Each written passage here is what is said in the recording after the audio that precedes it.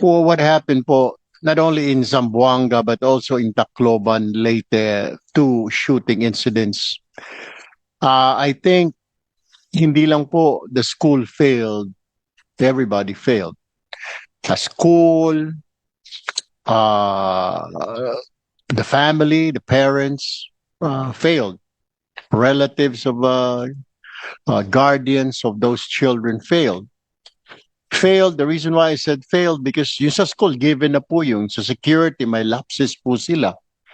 As what I have heard, if I'm not mistaken, Sen Risa, pag nakakotse daw, diretso sa hallway yung bata sa classroom. Pag naka-tricycle, naka-pedicab o naglalakad, dadaan sa katakot-takot na screening, may mga metal detector. Pero pag nakasasakyan, lalo na pag mamahaling sasakyan, bababa yung bata, sasaludo na lang yung gwardiya, diretso na sa hallway, diretso na. So I think that was the entry point. Pangalawa, the teachers also failed. Narinig na pala na nagbanta yung bata na babarilin yung school. Walang action, di ba?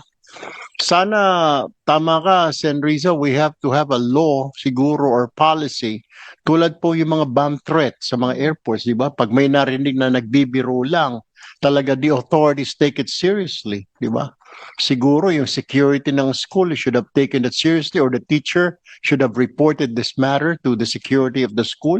And then school should have reported it to the PNP para nakita kung sa na-prevent natawagan yung magulang.